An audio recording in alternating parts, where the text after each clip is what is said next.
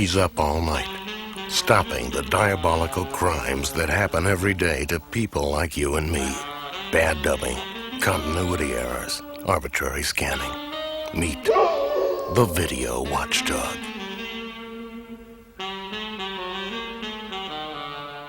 When a film is released, hundreds of prints are made. Every print has a life of its own. Some are pampered, others battered. But when a film is released on videotape, only one print is pulled, quite randomly, from the shelf. What the consumer receives is the luck of the draw. Here's a clip from The Wizard of Oz as it was presented last year on MGM's Video for Kids label. They've reportedly fixed the error since then, but your corner video store may still have this edition in stock. Can you guess what's missing? Listen closely. Who are you? Oh, I am the great and powerful Wizard of Oz. You are? I don't believe you. No, I'm afraid it's true. There's no other wizard except me. You humbug! Yes, it's exactly so. I'm a humbug. Oh, you're a very bad man.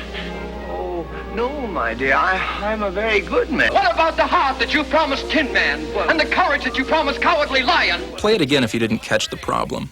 You know, this could almost pass as a test for American citizenship. Give up? You're a very bad man. The missing line? No, my dear. I'm a very good man. I'm just a very bad wizard. Busted by the Video Watchdog. Sometimes we're more familiar with certain movies in their abbreviated states. Home video gives us the option of seeing old and new favorites in their original form. Some movies can actually be seen in a choice of forms.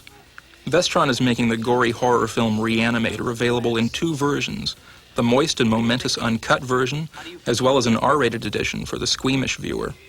Hardcore fans of the film will want to check out both. The cut version has none of the film's notorious gut-wrenching effects, but it's a full 12 minutes longer, thanks to extended takes of the familiar stuff and some new scenes swept up from the cutting room floor. Did you ever get the feeling that all the scenes are intact on a tape, but you still haven't seen everything you remember seeing in the theater? Here's a clip from the original version of The Fly, available from Key Video. Yes, that's the original stereophonic soundtrack, something you'll never hear when it's aired on commercial television. You'll be all right now. I know it's working.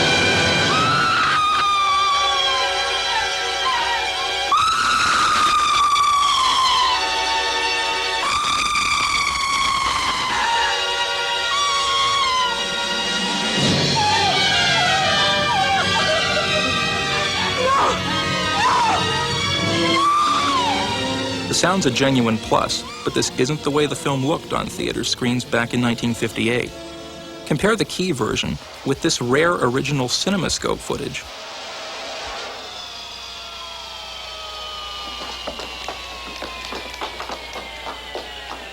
Granted, the resolution here isn't perfect.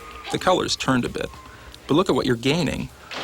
There, not only do you see the Fly unmasked, you see his wife's horrified reaction all in the same frame. And watch how many screaming faces originally fit into a fly's eye.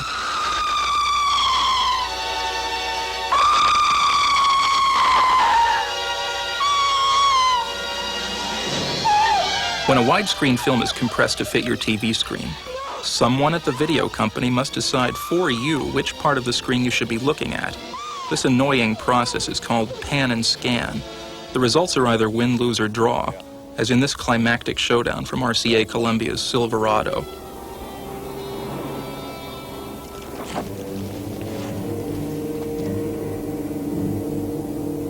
Goodbye, cop. Goodbye, Peyton.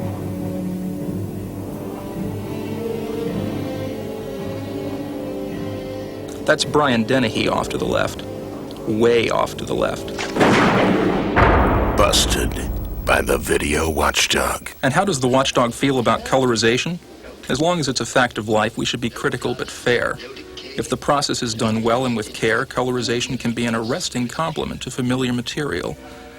Witness these colorized clips from the 1931 version of Frankenstein, as seen in MCA Video's Weird Science.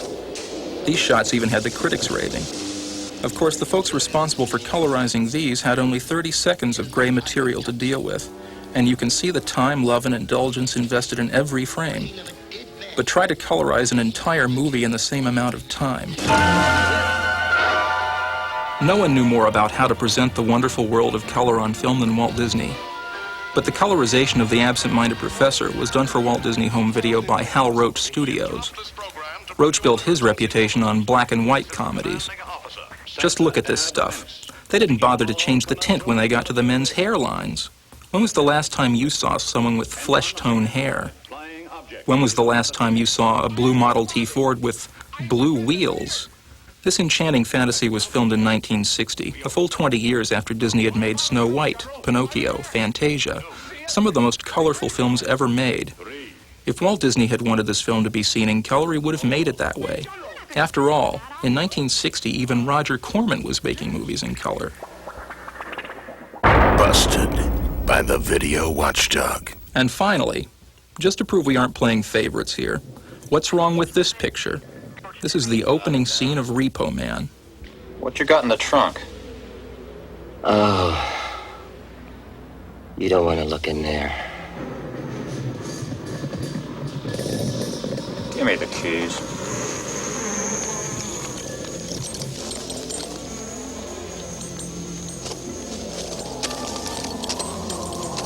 If you draw a blank, zoom back and look again. And watch the heavy breather in the front seat change heads when the camera cuts away to that shot through the rear window.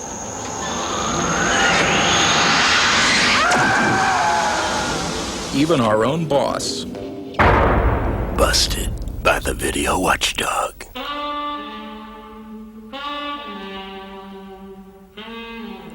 Yes, watch those tapes in a blanket of security, America. You know the streets are being prowled by the video Watchdog.